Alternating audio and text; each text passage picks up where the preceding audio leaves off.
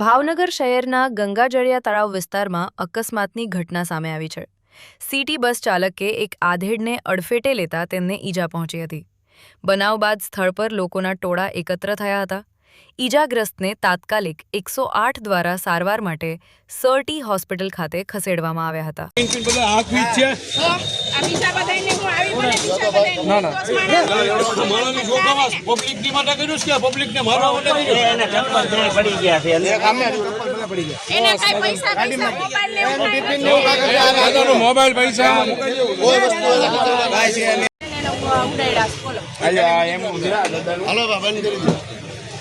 આ તળાવની અંદર છે ને સિટી વિટકોસ કસવાડાએ એક દાદાને ઉડાડેલા છે। બોલો તો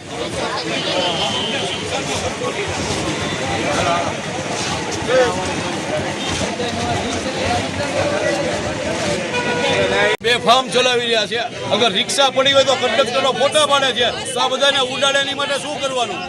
હું ભાવનગર રિક્ષા એસોસિએશનનો ઉપપ્રમુખ બોલી રહ્યો સલીમ મહેતા। આ લોકો આડે ધડ કરી રહ્યા છે।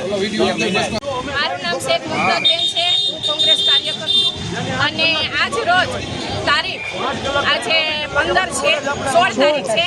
16 તારીખના રોજ સિટી બસ વાળાએ વિટકોસ વાળાએ એક જે ચા વેચતા એવા દાદાને ઉડાડેલ છે।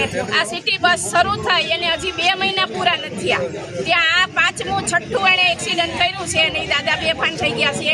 એ મધ્યમ વર્ગના દાદા છે, પોતે ચા વેચીને પોતાનું ગુજરાન ચલાવે છે, એવા દાદાને એ લોકોએ ઉડાડેલા। હવે દાદાને તો ખાટલો આવવાનો છે 6 મહિનાનો, એની રોજીરોટી બંધ થઈ જશે અને સિટી બસ છે એ બેફામ રીતે આ દારૂ પીને હલાવતા હોય કે કોને ખબર, બેફિકરાઈથી હલાવી અને નિર્દોષ વ્યક્તિને ઈજા પહોંચાડેલ છે અને અત્યારે 108માં લઈ ગયા છે અને ડ્રાઈવર ભાગી ગયો છે।